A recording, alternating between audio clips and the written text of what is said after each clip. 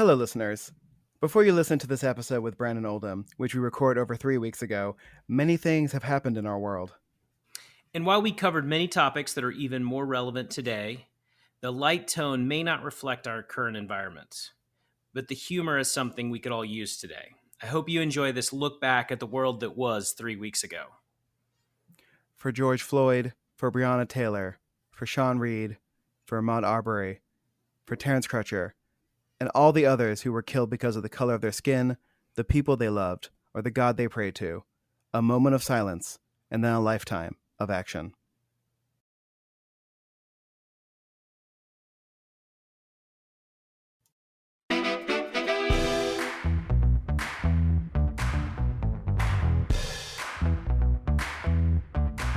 Welcome to another episode of Pod for Good, a podcast about the change agents working to make Tulsa a more vibrant and inclusive place. I'm your chief philanthropod, Jesse Ulrich. I'm your Vice Admiral Philanthropod, Chris Miller. And today, our guest is Brandon Oldham, Program Officer on the Vibrant and Inclusive Tulsa team. We talked to Brandon about using rainbows and puppy dogs to make Tulsa a more vibrant and inclusive place. Sort of. We talk about basketball and how these lessons apply to community work. We also talk about how Brandon creates some normalcy in this crazy world by wearing shoes around the house again, including some sweet duck camo Air Max 90s. Enjoy.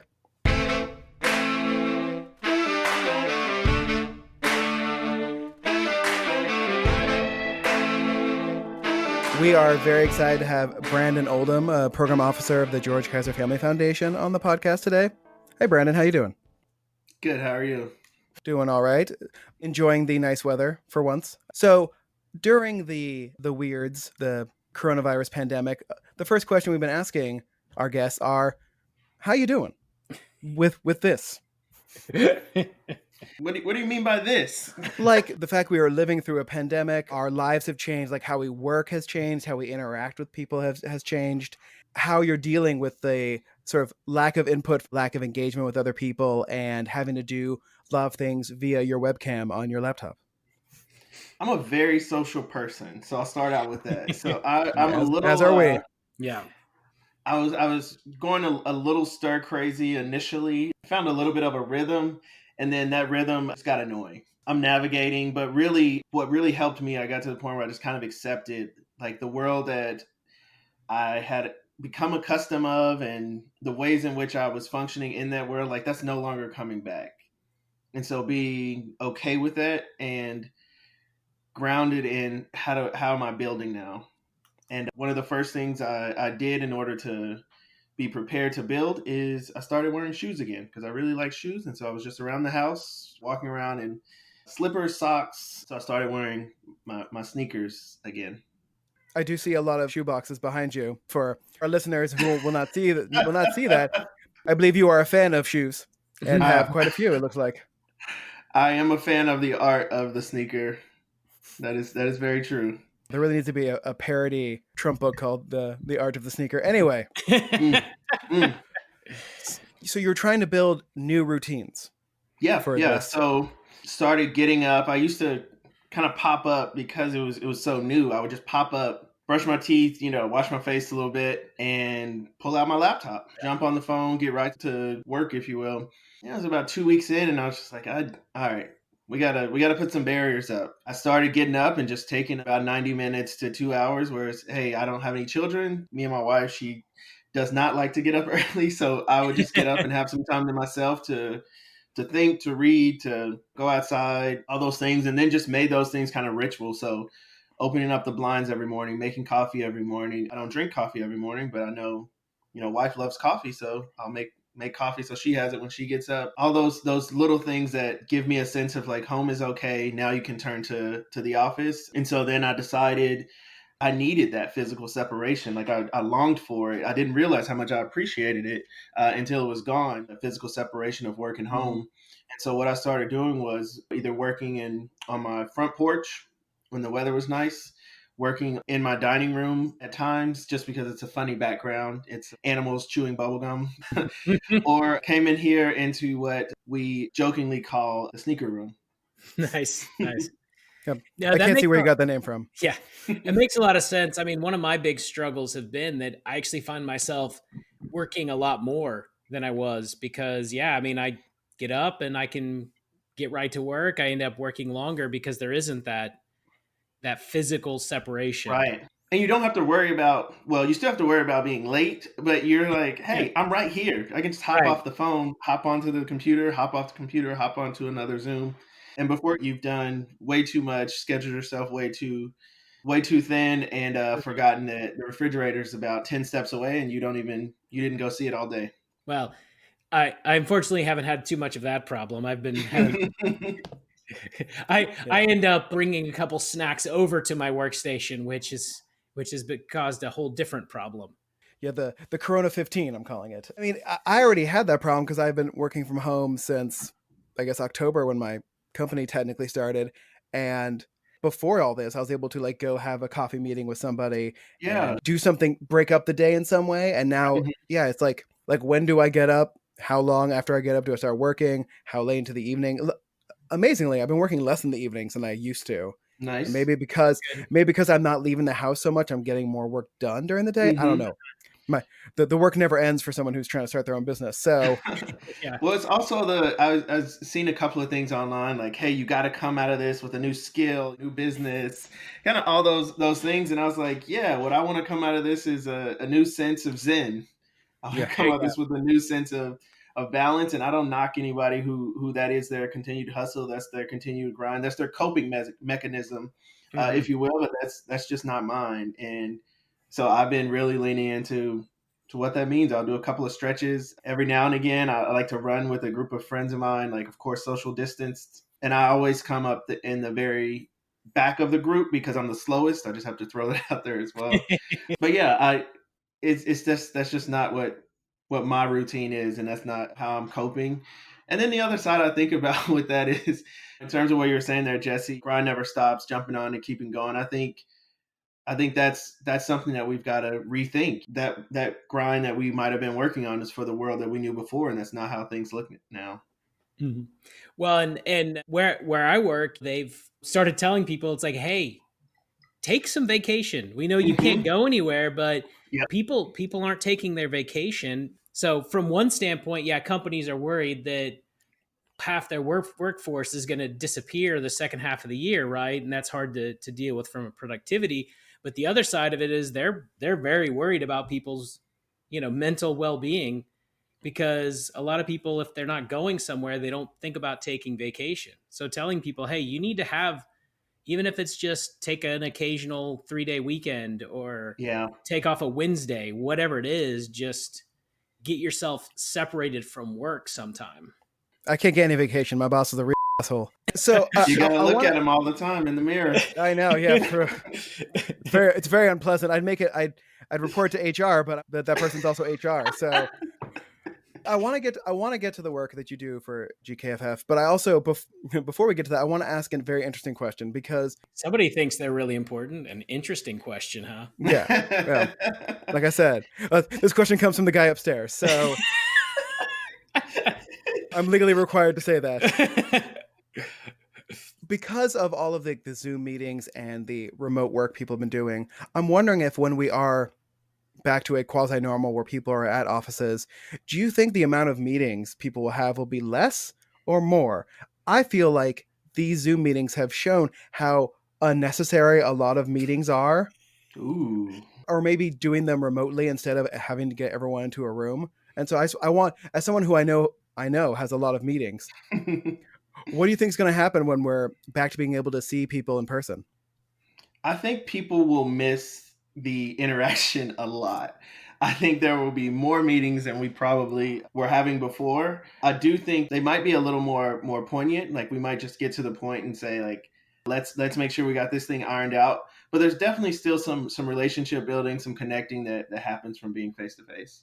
I agree. You can't like having a coffee meeting with someone is not as it is more engaging and more personal than doing a Zoom or Skype or whatever Yeah. we're calling it. Yeah, one of the things that I was kind of getting to, as you're saying, like I used to have a lot of coffee meetings, and I'm not a big coffee drinker, as I was sharing before. So Sometimes I just get chocolate milk. I would get hot chocolate, some type of tea or something like that. But I started leaning into, like, there's some things that I want to get done that I'm not able to get to all the time. And I'd love to connect with people. Let's talk more about either things that we're working on or ironing out some details. But let's go get a manicure. Let's go get a pedicure. Hey, I need to Nice. go grocery shopping. Will you walk around research with me as we work on this issue? Nice. Yeah, I miss going shopping with friends. Like, you did that in high school a lot, and then you just stopped as an adult. I know. Why is that? So, okay, so you are a program officer on the Vibrant and Inclusive team of GKFF. Vibrant and Inclusive Tulsa team. Mm-hmm. Yes. For people who work in the nonprofit field or who are engaged with nonprofits, like they'll vaguely know what these terms mean. But describe for our listeners what the Vibrant and Inclusive Tulsa team does as part of GKFF's larger strategy. Yeah, it's really funny you say that. I was not well informed in the nonprofit community before working with GKFF. And so as we started to talk about titles and things like that, my initial title was Program Associate. And I was like, I don't even know what that means. So I went and I started Googling, and I asked a couple of friends who I knew worked in the nonprofit space. And they were encouraging, like, that's a great place to start. And so the Vibrant and Inclusive Tulsa team is a team that it's super creative. It's all around what it means to make Tulsa more vibrant and inclusive. You could say that's from a standpoint of the economics. So a lot of workforce and talent work, which is a lot of things that I work on.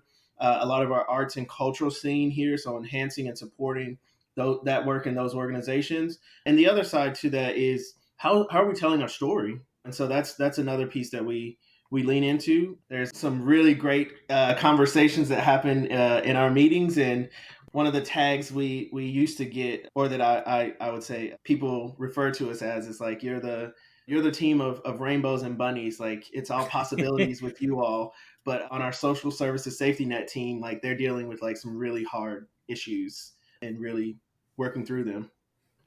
Well, and I know you've had some programs where you've brought people to Tulsa to kind of introduce them to, like you said, tell the story, get it out there wider, and potentially find people who want to come to Tulsa and help make it more vibrant and inclusive. What types of specific programs do you have that you use to try to accomplish some of your goals? Well, I'd flip that on its head to start off with. A lot of time that's what I'll say media wants to talk about often is these programs that are, bringing people in, things like that. But we definitely do quite a bit of programming focused on building the talent pool that we have. My colleague Josh Miller is always in the space of workforce, whether that be, partnering with the city of Tulsa, Workforce Tulsa, Tulsa Community Work Advance. He's doing that work on a daily basis. And so I truly think that's a testament to our commitment to making sure that Tulsans are having opportunities and building opportunities for themselves through entrepreneurship as well, whether that be through 36 Degrees North, which, of course, like, we're a partner in with many other stakeholders, both philanthropic, public, and private. And then the other piece to that is some of our, I won't say it goes unhighlighted, but really the work that we do with our K-12 school systems. Ben Stewart, Suzanne Schreiber, Annie Van Hanken, just day in and day out, just, true gladiators in terms of making sure that Tulsans have opportunities within that K-12 system to be set up for success. And it's not all golden and rainbows and bunnies, but it has some great outcomes attached to it. And other ways is we have to build the base of talent that we need here, but we also want to be making sure that some of those subject matter experts or even those higher level recruits that we need to get in, like, we have the opportunity to do that too. So it's always a both and strategy. Do you all internally call your team VIT for short? No, I always just say, we always just say VIT.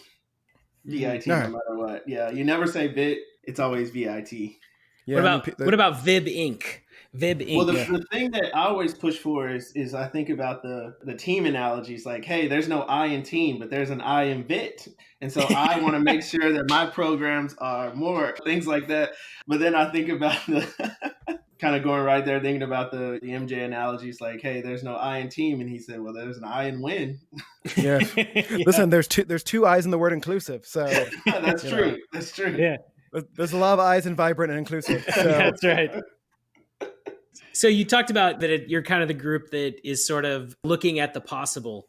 So is part of it that you're not necessarily tied to this is a specific program that you manage. It is more, here's your goal, and it's about finding the way to reach that goal. It's truly the, I won't say the sky is the limit, but yeah, we're like the moonshot factory. Like there's a ton of things that get thrown out. There's a ton of things that get thought of and talked about, but most of those, after a couple of, I'd say 5 to 7 why questions, you realize they're not possible right now, or they're not possible at all. But the things that do come out, the things that we do really start to dive into and get into the public sphere, and as well as work with partners on, those are things that have been well researched. And I think that's something that we don't talk about often. And I'm hoping everyone makes that assumption and kind of understands that there's a ton of research that goes into making sure we're ready to do and execute on a project. And some of that happens very quickly. Some of that happens sometimes over the course of years, learning based on some other work or information that comes out of other programs.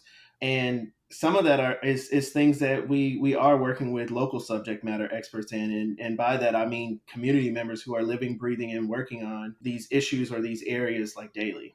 So, how do you continue to foster an environment where people are willing to throw out their craziest ideas, but also everyone's willing to kind of pick those apart to find the right ones to take forward?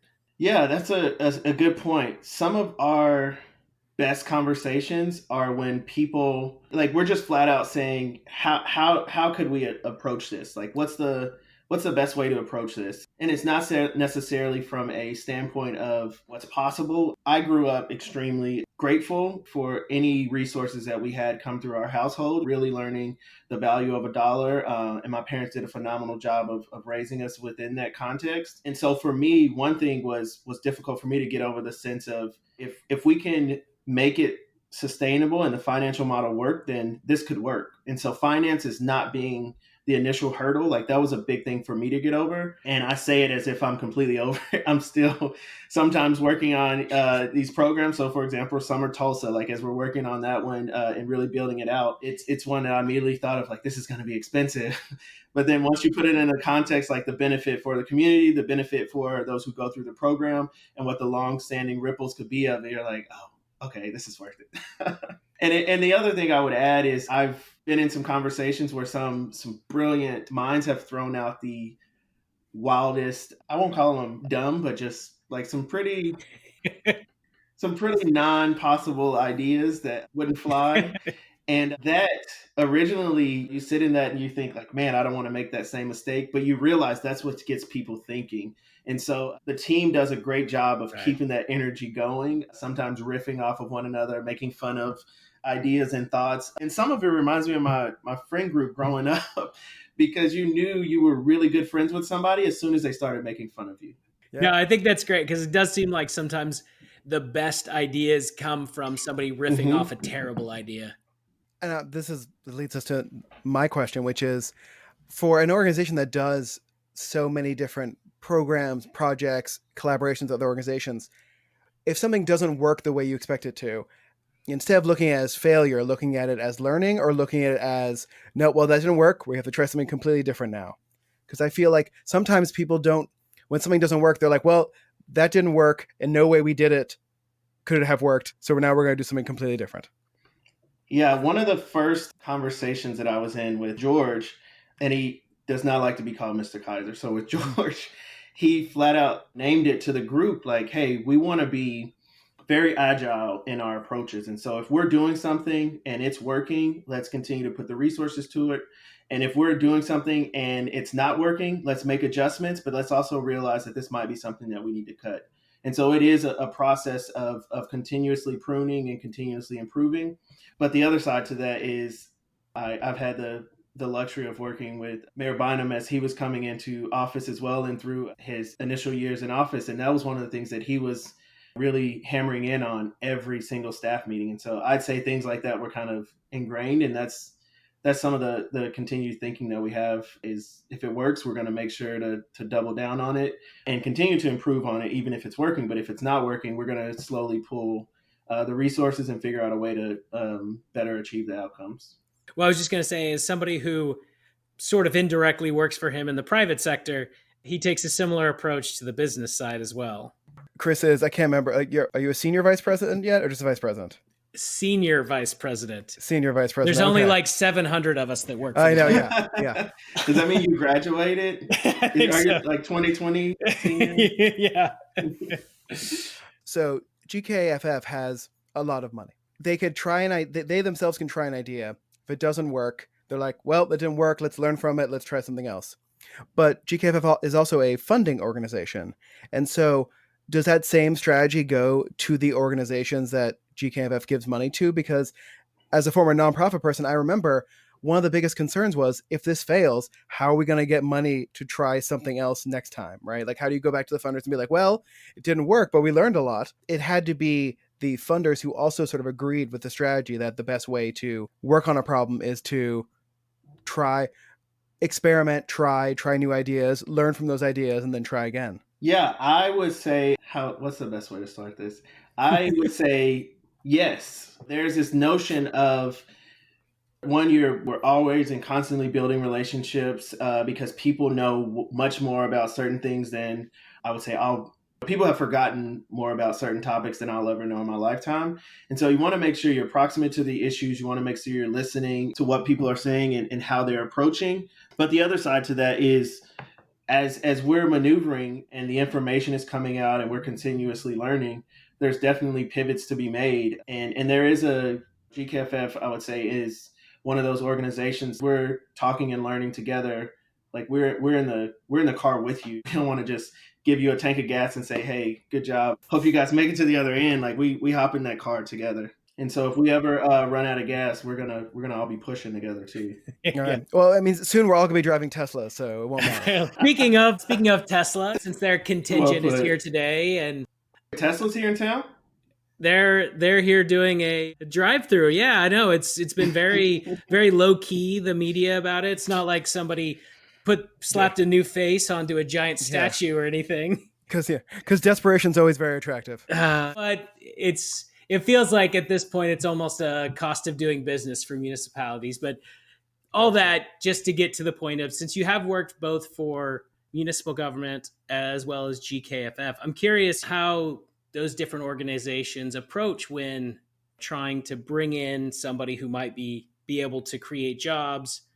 And then from the reverse, I know you've talked about that your focus is a lot on developing the workforce. So how do those two organizations sort of approach this type of situation? So for something like I'll use the kind of Amazon approach, in which Mayor Byram convened a team to work on.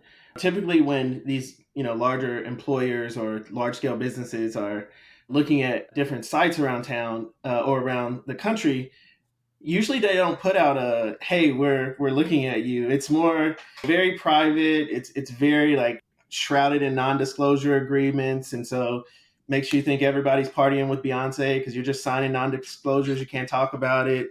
But with the Amazon one, it was really public. And it was one of the first times that everybody got to be in the room for everything, understanding all of the information all at once.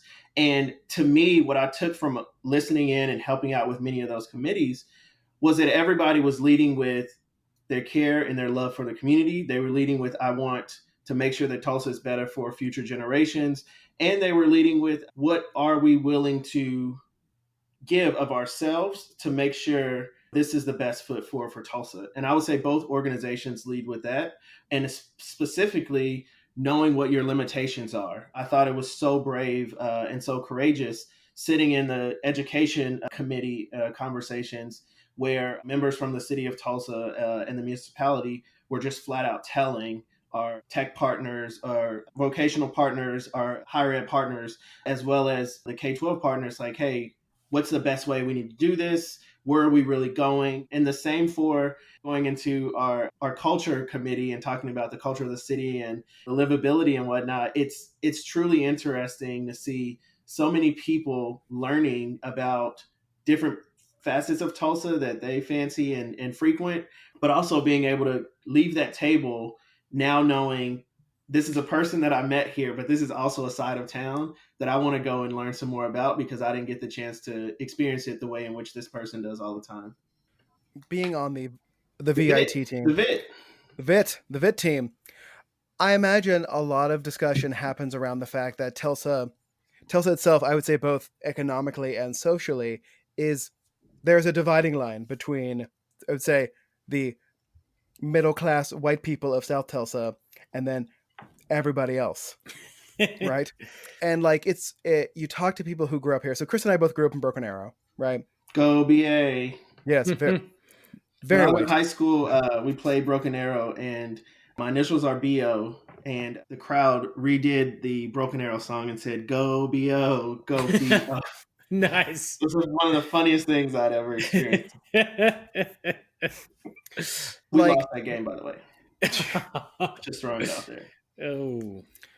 I don't like to harp on bad things all the time, but Tulsa has some issues. Like I'm on Mhm. I'm on a couple of John Hope Franklin committees. One, the symposium that's now going to be virtual, and on their race massacre education committee. Mhm. And it's one of the things where, for all of the great energy and vibrancy that Tulsa has, it also has a lot of issues it collectively decides to either not talk about or to not concern themselves with when it's important.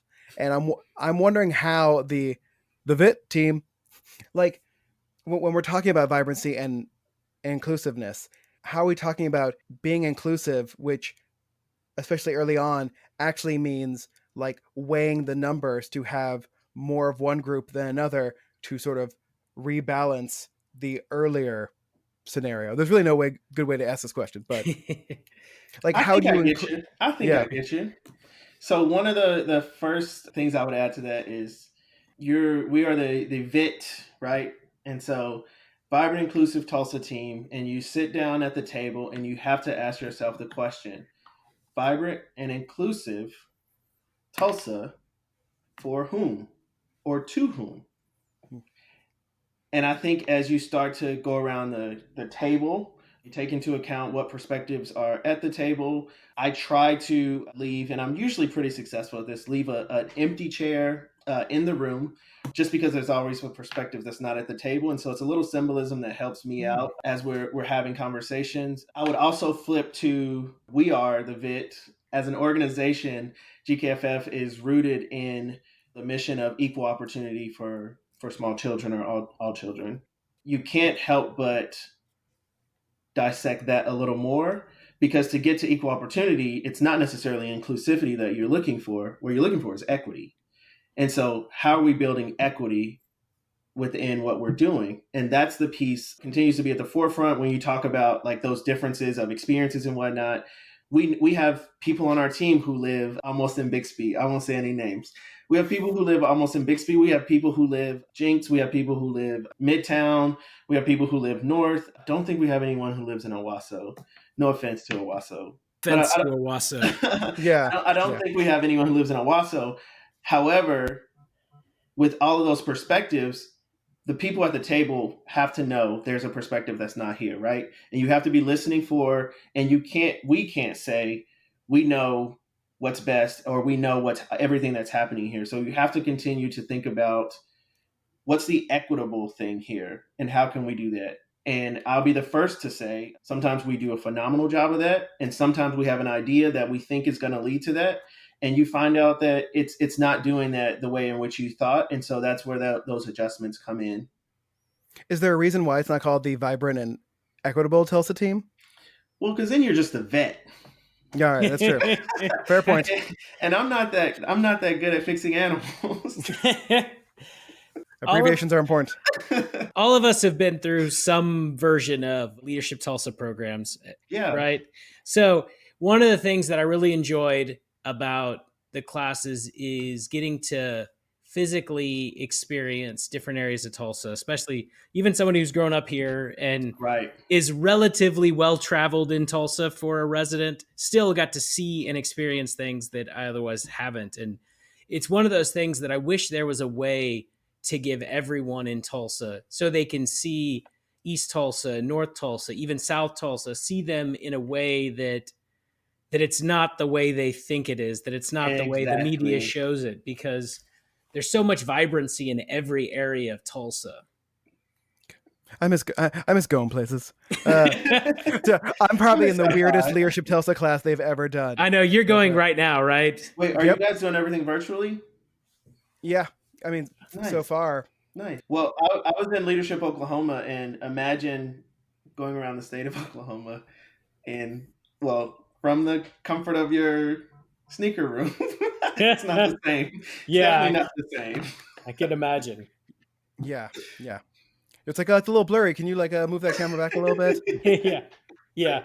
I mean, hopefully the one good thing that comes out of the pandemic is the idea that we need like better webcam and internet technology.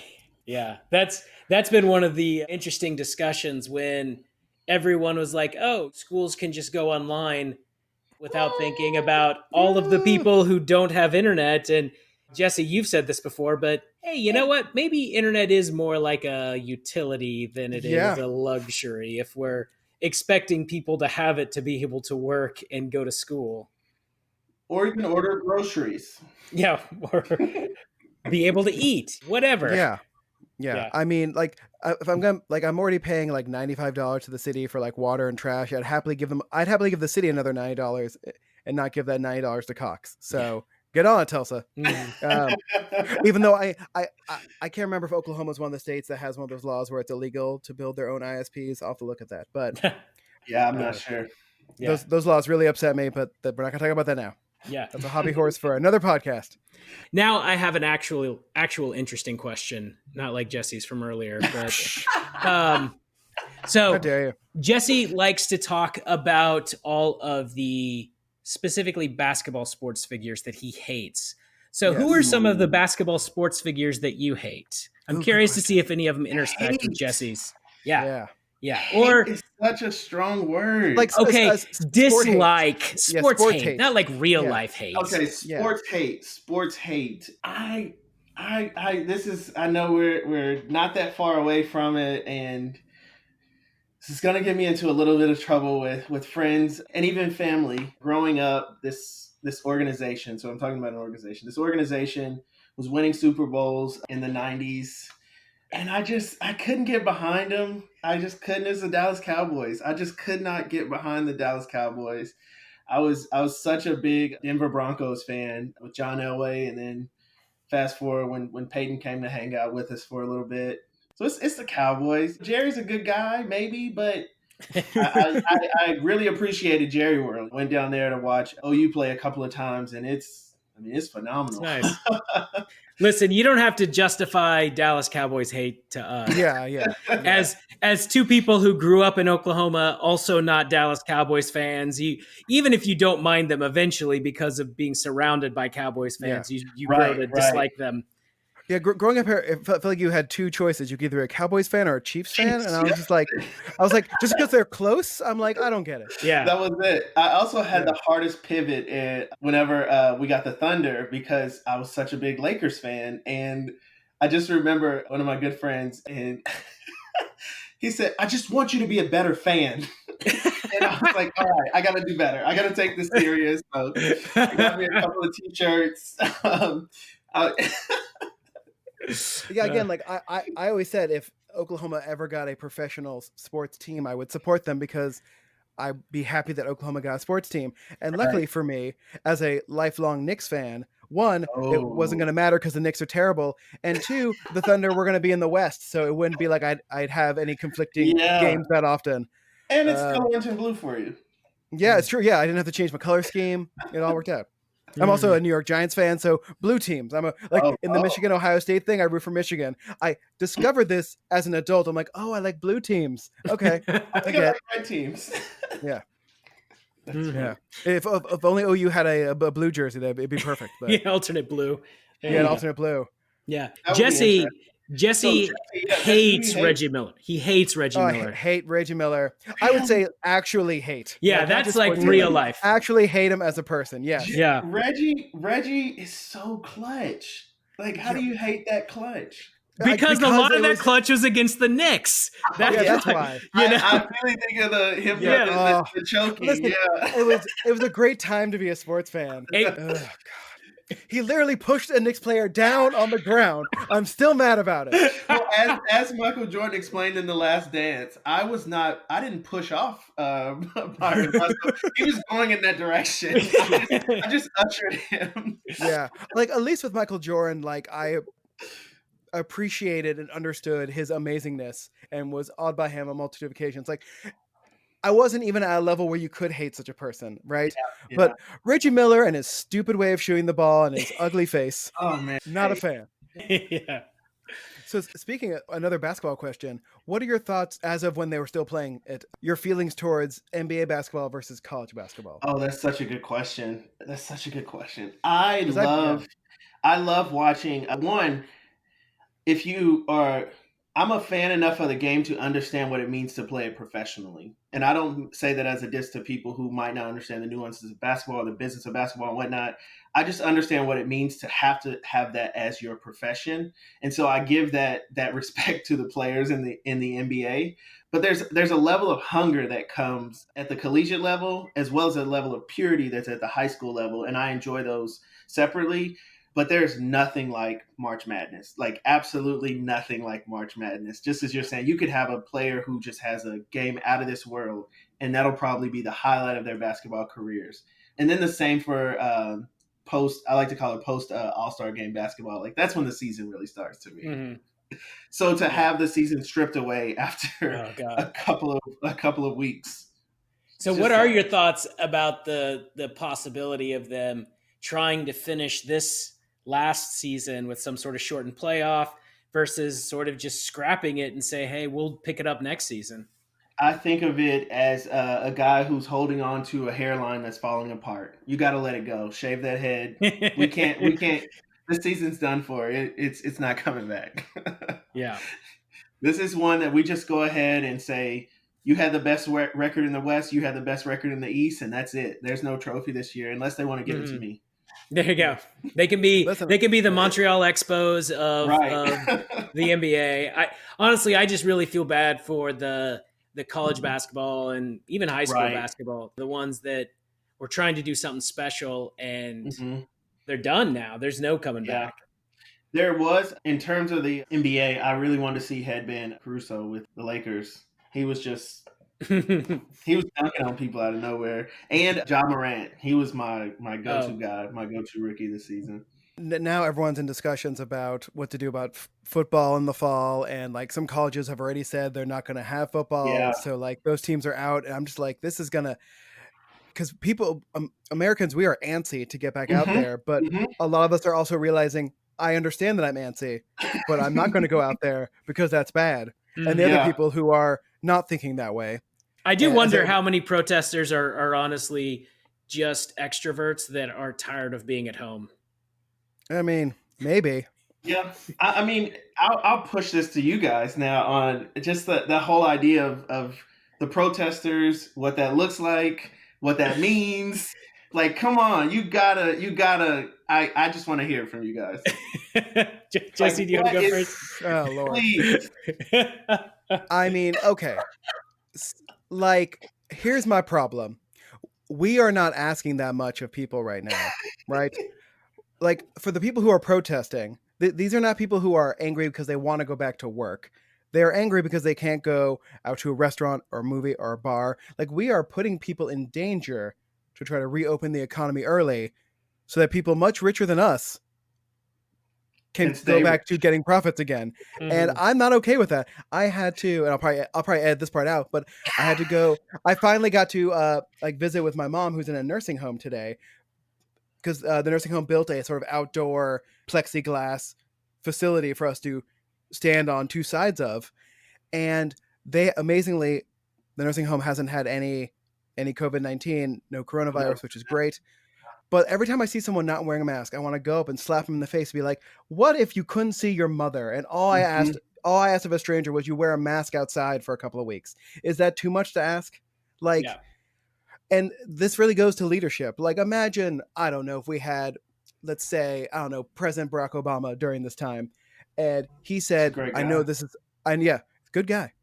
Also loved basketball, which is how he's a good person. I know this is hard. I know I'm asking a lot of people, but like if we collectively, if we do this and we wear masks, this will go away faster. Like, let's do this together.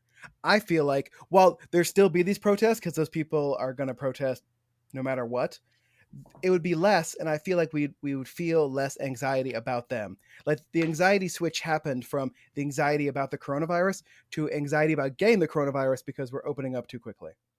Just to be frank about it, you see the difference between how a group of armed white people storming at a government Speak your building truth. and Speak your police, truth. how Oh, they're yeah. treated versus literally anyone else. Can you Black, imagine? Hispanic, Muslim, I don't care what. Anyone else does that same thing, that does Right. not end the same way. So I want anyone who says that white privilege doesn't exist, I just want to send that picture to them. Yeah, Like, send that are picture you from the sure? Michigan protest. Are you Yeah. sure?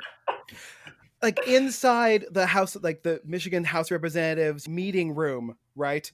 People in the second level with guns. Like that is not something that other minorities in this country could do. Yeah. Houseway. They wouldn't even get that far. Houseway.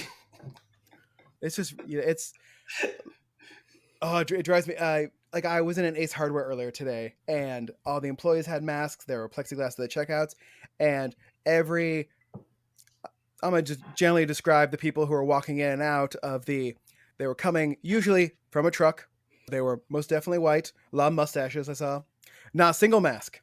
And I was like, literally, at this point, I don't mind being rude. And What do you have against mustaches? What do you got against mustaches? I mean, come on. Mustaches are ridiculous. They never should have been a thing. They're terrible.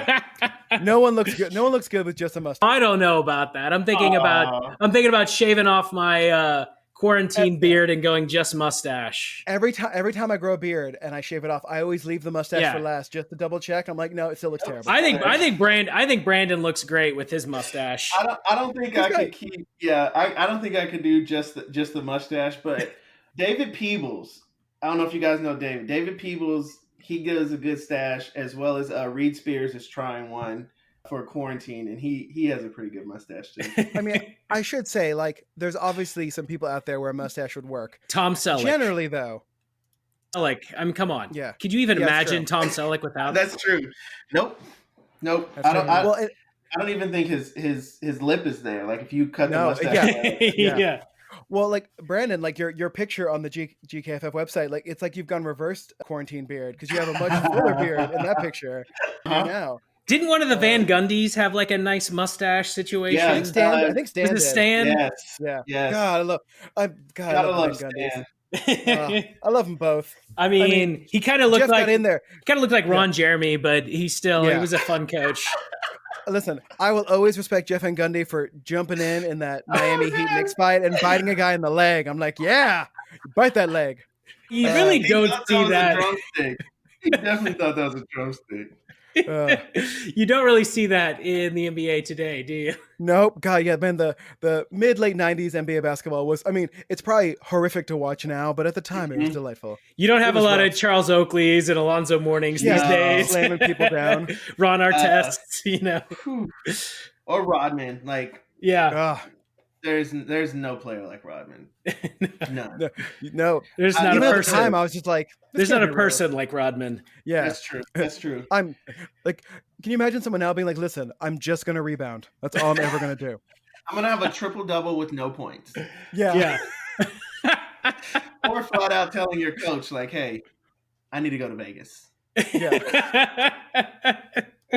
Or hey, we're in the finals, and I'm gonna skip practice and go perform at WWE. Yeah.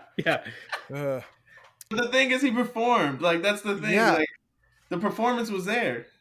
It's cliche, but I think all of us had some of the. I'm trying to remember what the shirts were, but do you remember the sports shirts that just had like some kind of stupid cliche on it? Like the one I'm thinking of that I had was. It said you miss 100% of the shots you don't take. Mm-hmm. Yeah. And so it's obviously kind of a cliche at this point, but it really is true. You can you can miss some shots. Jesse was talking about programs that fail and stuff like that. If you let that stop you, Right. you may miss that big game winner that really does not just move the needle, but has a seismic shift. There's one I my high school coach put it on. We put it on our playoff shirts, and it said, "Act like you've been here before."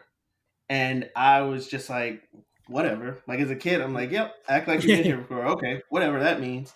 But it's one of those things that really stuck with me because you think about as you progress, like you make goals, you meet goals, you set new goals, right? And as you start to achieve and ascend in whatever your performance metrics are, at some point you have to believe, like be audacious enough to believe like I was going to achieve this. Like this, there's no way this wasn't going to happen. And so as that success is happening, like how do you stay calm? Like how do you make sure you're acting like you believe this the entire time so that you can continue to build and not stop? And that's where when people talk about, we talk about GKFF and resources do great, right? Like resources are something that we need. However, there's a certain level of commitment, there's a certain level of drive, there's also a certain level of humility that has to go into play because people don't care how much money you have or how much you spend until they know how much you care. And so how do we use that as the driving force? Yeah, I think that's a great point because as important as being able to bounce back from failure is to be able to grow from success, not rest on your laurels. Like you said, act like you've been there before. So when you do have something successful, you don't become complacent, right? That you find either that next thing or you make that successful thing even better. When Brandon is done making Tulsa a more vibrant and inclusive place, he'll Bit, know bit, to have other hashtag goals. bit. Yeah. Yeah. Chris, do you wanna take us into our closing thing since Sure. the way I do it always takes 5 minutes longer than it should? Sure. Uh-oh. So we usually just kind of close with two things. The first is there anything, either upcoming programs or events that you'd like to plug, or even if there's just anything about your group or GKFF in general that you wish the public knew more about? Give us those VIT deets. I was gonna say again, there's an I in VIT, and so one of the programs that I am working on with partners, of course, it's like GKFF, City of Tulsa, Typros Chamber, is Summer Tulsa, and so many internships have been completely obliterated due to the economic downturn, and internships are extremely important to one, introducing folks to your city, making sure that the talent that is there has an opportunity to engage and grow. And so we launched Summer Tulsa. It's an internship program where students will be put in consulting groups and work on issues throughout the city. And then the evenings, there's what we call the night series. And so it's in partnership with Typros and what they do with Intern in Tulsa to make sure that people with the opportunity to have a little bit of backstage access to some cool things happening in Tulsa. That's cool. How do people connect with that? www.summertulsa.com. Applications for this group are due on the 22nd of this month. So 22nd May. That'll probably be after this. Yeah, that'll probably be after this episode is released. But no worries. We'll give people no worries. Mm-hmm. Also, I feel like you should call the night program Summer Tulsa Nights.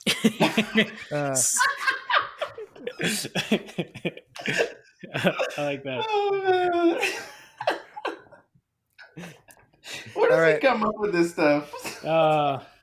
He honestly, his brain literally never stops. And on the plus side, he has no filter. So that's true. If he thinks it comes out. It's not always gold, but it's always coming out. Yeah, listen. You miss 100% of the shots you don't take. There it is. That's right. Bring it back. There was one that I a couple of tournaments ago when the Drake song was popular, Harley Home, but always repping. I thought that was pretty cool. Yeah. Listen, you learn at a very young age, if you're wanting to be the center of attention, you want to make jokes. Some of those jokes are not going to land, but it can't stop you. Bad attention is still attention, right, Jesse? That's right. Yep. 100%. The other thing we usually close with is when we're doing this in person at Jesse's studio. You can see over the video, he's got all kinds of crazy stuff on the walls. The hat there. Yeah. Oh yeah. And other. Yep. So I think though, this is a great opportunity because you've got so many. You are a sneaker collector. I feel like instead of talking about some crazy stuff Jesse has, I feel like you should tell us about your either favorite or coolest set of sneakers that you've collected. Oh Yes. man. Yeah. What's your favorite? I know it's like choosing your favorite child, but Well, I'll do it this way. I'll tell you what my favorite is now. Right. Okay. So my favorite, I can look at the box. Yep. It is the duck camo and infrared Air Max 90s. I wasn't a big Air Max 90 fan originally, but a shout out to Vanita Cooper with Silhouette.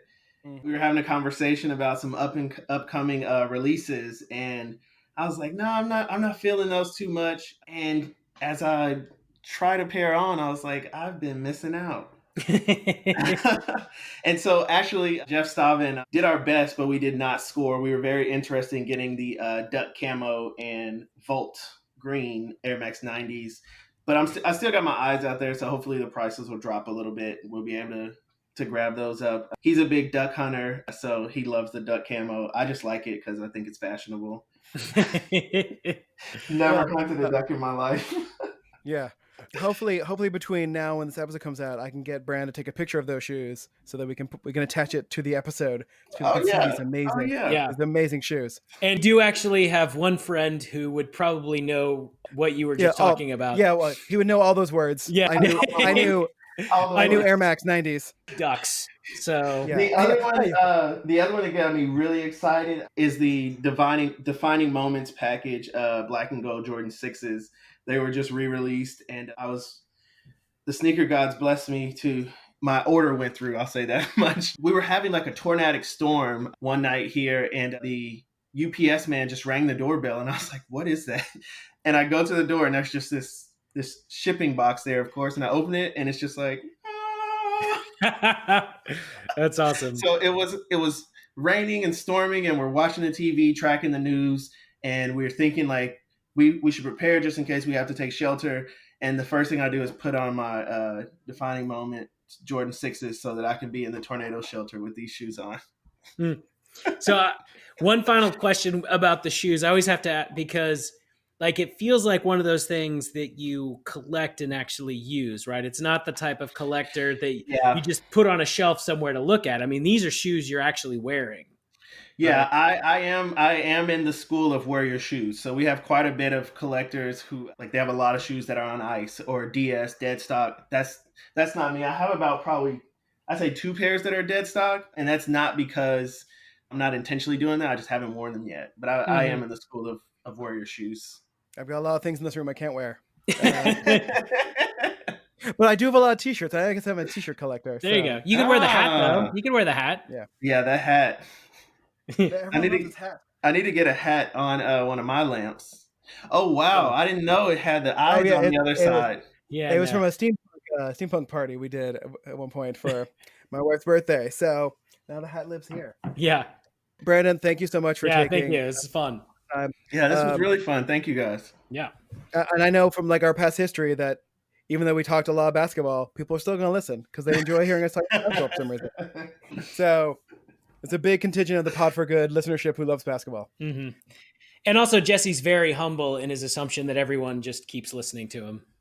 That's true. Well, listen, I'll be honest. When I tell people about this podcast, I'm like, all you have to do is download it. You don't have to listen.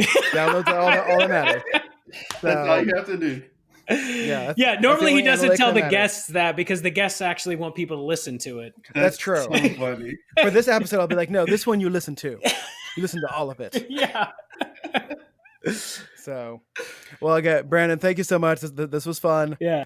All 3 of us extroverts are going to feel better for the rest of the night, maybe into tomorrow, because we got to joke around and talk about fun stuff. So, thank you so much, and go walk around your house with those camouflage shoes on. There you go. And no one will see. And no one will see your feet. No one ever sees the feet. That's right. The craziest part. How can I get my feet in Zoom meetings? You guys have a good night. Good. You too. Thank you. Thank you all for listening. To find out more about the amazing programs Brandon mentioned, you can check our show notes. And please Subscribe to our podcast anywhere podcasts can be found. And if you really want to help, you can leave us a review on Apple Podcasts. And if you do, maybe we'll read it on air. And as always, Tulsa, during these troubled times, wash your hands and get it done.